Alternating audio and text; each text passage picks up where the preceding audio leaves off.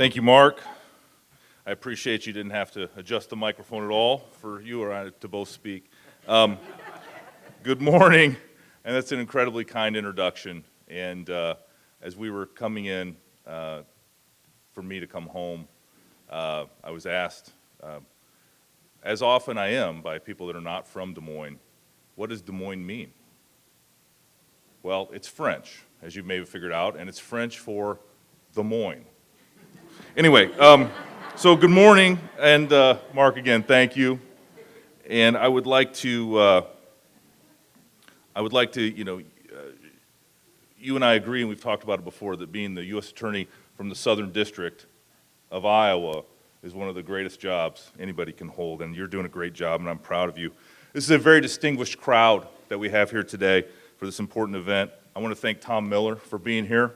I didn't go back and look at it, but I think you've been the Attorney General of Iowa for almost my entire adult life. So welcome. It's an honor to share the stage with you. I know that you have spent a lifetime on combating elder fraud and other crimes and consumer protection issues, and so I just want to, express my appreciation and respect for you and your long service here at the state of Iowa. 6 U.S. attorneys are here.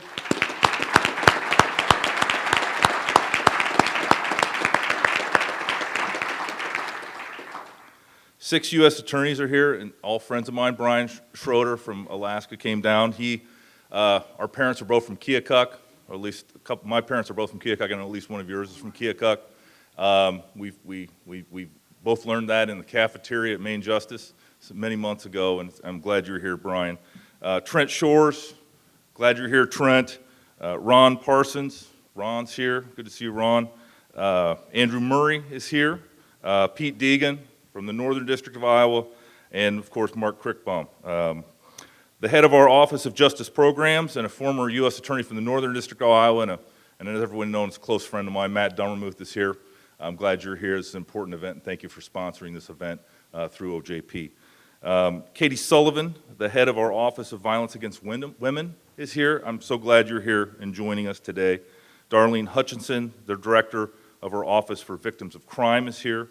A very important office that does such important work every day. Assistant Agriculture Secretary Ann Hazlitt is here. Ann, it's good to see you, and welcome to Des Moines. Assistant Secretary Lance Robertson from HHS is here. Lance, appreciate your participation in this. SEC Regional Director Joel Levin is here. Joel, it's good to welcome. I know you have although you've been at the SEC now, you have a long and distinguished career at the Department of Justice, and so I'm glad that you're here. Postal Inspector Guy Cottrell is here. Guy. Acting Commissioner of Social Security Administration Nancy Berryhill is here. Thank you, Nancy, for being here. Director Deborah Cox Roush of Senior Corps, and finally, a special thanks to everyone who made this event possible. Especially Tony Bacon. Tony, thank you. I know I've watched you put this event together, and you've poured your heart and soul into it. It's an issue that I know you just care passionately about, and so I'm so proud to be here and participate in it. So thank you for that, Tony.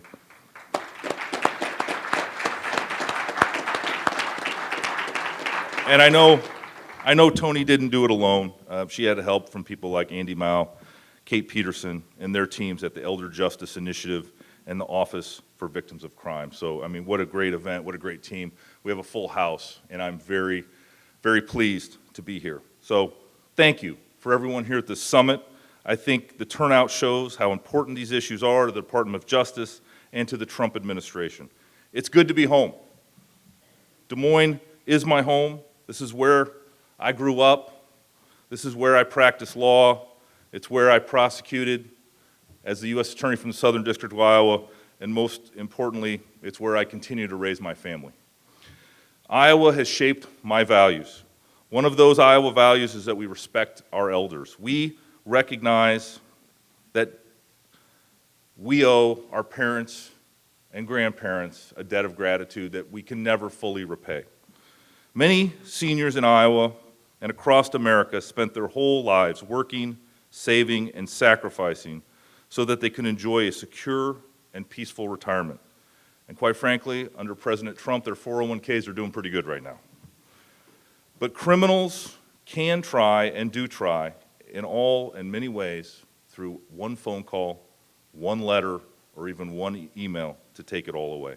Each year, an estimated $3 billion are stolen or defrauded from millions of American seniors through so-called grandparent scams, fake prizes, or even outright extortion. Criminals target our seniors to rob them of their hard-earned savings and their peace of mind. My own mother in Ankeny, Iowa, has received calls that were allegedly from my oldest son asking for help to get out of jail. We all know these happen, and it's heartbreaking when your own mother calls you to ask if your son or daughter is really in jail and needs help. And unfortunately, so too often, they don't have family or they don't have anyone close to reach out to and to check. And I know from talking to folks that have been victims of this or have had grandmothers or parents victims of this, oftentimes it dramatically shakes their very core to even think that something as bad has happened to their grandchild or their child. And it takes days for them to, even if they aren't a victim and didn't pay money, just to even be so rattled that phone call has happened. So, I mean, I understand it. I've talked to many people about it, those that have had, not only like my mother that have received those calls, but also the children and grandchildren of those people that have been affected. It appears that this threat is only growing. The Senate Aging Committee's fraud hotline received twice as many calls in 2016 as it did in 2015. These fraud schemes can happen to anyone. And so I hope that no one will feel ashamed to come forward and report if they've been a victim. Some of my family members here in Iowa, as I described, and some of my friends across the country have received these calls. And I know that each one of us probably has a unique story to tell, especially in this room, of advocates and people that care about this issue. At the Department of Justice, we acknowledge the rural areas are especially vulnerable to these crimes. In tightly knit communities like Ankeny, where I grew up, people are generous and they develop a sense of trust. And when someone calls on them on the phone, they assume it's their neighbor or their friend and not some scammer from outside of our country. Criminals look at that vulnerability and that tight-knit community and they see opportunity. Oftentimes, local law enforcement in rural communities that have to cover large areas in these counties in southern Iowa that Mark helps prosecute these crimes out of, they have a limited number of officers with very general experience in this area. They don't have the time or the resources to investigate these oftentimes national or even international schemes. Fortunately, the Department of Justice has their backs of law enforcement. As President Trump has said and the administration supports, local, state, and federal law enforcement 100%. In this administration, we are well aware that 85% of all law enforcement is state, local, or tribal. We know that we cannot achieve these goals in elder justice or in other important initiatives without their shoulder-to-shoulder support and partnership. Over the past year, we have taken historic new actions to support these state and local and tribal partners to keep our seniors safe. This year, our U.S. Attorney's offices, of which I'm proud to be a former colleague and now lead, have each appointed or designated an elder justice coordinator to help prevent crime by educating seniors about these scams and other threats. Over just 9 months, our elder justice coordinators participated in over 200 training, outreach, and coordination meetings attended by over 7,000 people, and I assume today is one of those events. Our elder justice coordinators are also customizing our strategy to protect seniors in their districts and coordinating our prosecutions with state and local partners that I described. That will help us complete more cases and secure more convictions. In February, the Department of Justice conducted the largest elder fraud enforcement action in American history. We charged more than 200 defendants with fraud against elderly Americans, and we brought civil actions against dozens more. The defendants in these cases allegedly stole from more than 1 million American seniors about $500 million. And I know Gus Eiler is over here, and he was briefing Attorney General Sessions on that important initiative all the way, and he was a former colleague of mine in the Office of Attorney General. And thank you, Gus, for your efforts in this area. And again, your team and everyone that works on this has been so important to this initiative, along with Tony and others, and Rachel Tucker from my staff as well. Just a few weeks ago, the department emailed a they extended a deferred prosecution agreement with a financial services company in Dallas. That company allegedly knew about criminals using their services for money laundering, but didn't do anything about it. Some of their employees even took part in these elder fraud schemes, including grandparent scams and fake prize scams targeting the elderly. In exchange for avoiding prosecution, the company is forfeiting $125 million, which the department will provide to the victims of these crimes. The company has also agreed to implement anti-money laundering provisions to prevent crimes from happening again. There are a lot of other cases that we could talk about, but I wanted to highlight two here in the state of Iowa, one in the Northern District and one in the Southern District. The first case is 33 defendants in Dubuque, 11 federal defendants, 22 local defendants. Another example of the coordination and cooperation we have both at the Department of Justice together with the State Attorney General and our local prosecutors, who are such an important partnership. They took 2/3 of those defendants were taken by state DAs, which are so important to our partnership as we prosecute cases, and I know my U.S. Attorney colleagues know that. These folks were all convicted for a grandparent scam against a total of 285 American victims. The defendants defrauded more than $750,000 and then wired the proceeds of their fraud to co-conspirators in the Dominican Republic. Now they've been held accountable by Pete Deegan and the folks in the Northern District of Iowa. At the federal level, these cases were prosecuted by your AUSAs, Tony Morfitt, Tony Morfitt and the Elder Justice Task Force. Tony, great work. In August, a jury convicted a man from outside of Des Moines, Mark, one of your cases, for convincing elderly Iowans to sell off their investments and to buy insurance from him. Instead of buying the insurance as promised, the defendant and most of the funds were used for personal expenses like remodeling his house and buying 2 new Harley-Davidson motorcycles. I'm pleased to report that the house and the motorcycles have been forfeited, and the proceeds are going to be used to compensate victims of that fraud. These cases were investigated by the FBI, the premier law enforcement agency that works on these important areas together with our friends across the entire federal government, and handled by a couple of your AUSAs, Mark, Adam Kurnt and Michaela Shotwell, who I know well. Great work on that team as well. These are important accomplishments, and my job as the acting Attorney General is to raise these examples up, and I know the U.S. attorneys in this room and around the country, our 93 U.S. attorneys in our 94 districts, all have examples where they have worked on a cooperative basis with federal, state, and local law enforcement, together with federal and local prosecutors to prosecute these cases. It is so important, and these accomplishments are so important, and I could spend all day raising up all the examples that we've done in this important area. We have continued to increase resources dedicated to these cases, and I think our effectiveness in prosecuting these cases is obvious. But there is more to do, and that's why I'm here today in Des Moines, Iowa, and announce the following next steps.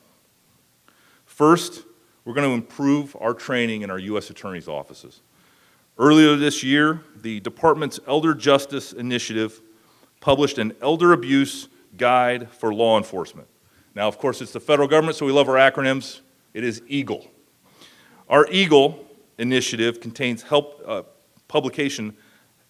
it contains helpful information for prosecutors, including how to do the interviews of the victims, what the state and local laws might allow, the best practices for collecting evidence, and how to document elder abuse and elder fraud. EAGLE is free, and it's available right now to every law enforcement officer in this country.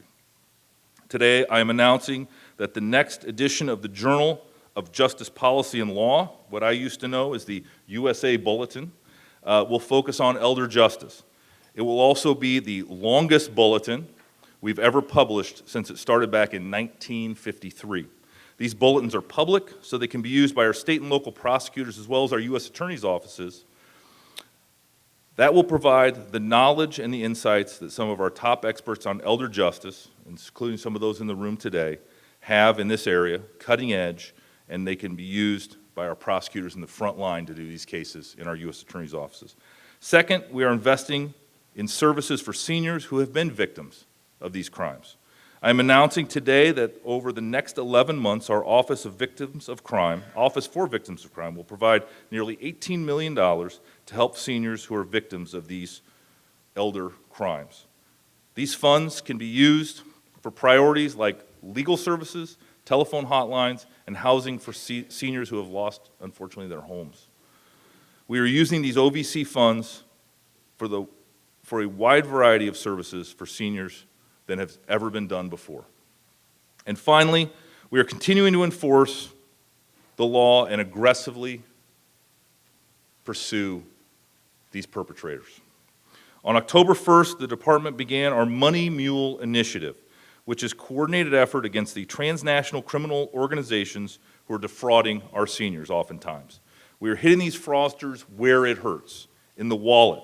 Our prosecutors have found that fraudsters avoid using banks to launder their money that they take from these victims. Instead, they launder them through so-called money mules, Americans who collect the money and then remit the money overseas. Oftentimes, these are co-conspirators, as in the Dubuque case that Pete knows so well. But sometimes, they are simply good people who have been tricked into thinking they are doing charity work or working for a legitimate business. Working with our postal inspectors, FBI agents, and other law enforcement partners, we have identified a number of these money mules across America. We have been able to determine which ones have been tricked into work and which one were knowing and willful co-conspirators. In the first case, we knock on their doors and we explain to them what's really going on. We ask them to sign a letter acknowledging that it's wrong and promising to stop. That in itself is shutting off large quantities of money for these schemes. And in the second case, when we would determine that these money mules are part of the conspiracy, we're filing civil actions and taking them to court. Since October 1st, we've taken action to stop over 400 money mules in 65 districts. These involve everything from grandparent scams to romance scams, fake lotteries, IRS imposters, and fake tech support schemes that were described earlier by Tony. The FBI and our postal inspectors have interviewed 300 money mules and sent 300 warning letters in addition to that. We've charged 10 defendants and filed 25 civil action. We've executed search warrants across America, including here in the Southern District of Iowa. These are impressive numbers, and we will continue to press to do these cases as a priority. Our goal is to reduce crime in America and protect our seniors. And we have good reason to believe that our work with law enforcement partners is reducing crime and having a real impact in the quality of life for our seniors in this country. The Postal Inspection Service has estimated that payments by mass mail victims to foreign post office boxes has dropped an astounding 94% since 2016, from 150,000 remittances per month to approximately 10,000 currently. There are many causes for that, but that is a remarkable achievement. And I want to thank everyone who has played a role in that effort. That is saving seniors from oftentimes losing their life savings. And we are going to keep up this pace, and I can't emphasize that enough. We're going to continue to provide our prosecutors and our state and local partners with the resources that they need. And we're going to keep putting fraudsters in jail. I want to thank each one of you for your contributions to this effort. This room is full of the front lines of folks that are addressing this important priority issue for the Department of Justice, and I cannot thank each and every one of you enough for your efforts and your attendance here today. Each one of us plays a role, and certainly not just those of us in government. All of us can be on the lookout for fraud schemes and report suspected criminal activity, and all of us can have a conversation with our parents if they're elderly or our grandparents and explain to them what to be on the lookout for. And if you get one of these calls, what you can do and who you can reach out to. If we do that and continue to remain vigilant, then we can ensure that every senior across the United States of America has safety and peace of mind as they head into their retirement. God bless the state of Iowa, and God bless the United States of America. Thank you very much.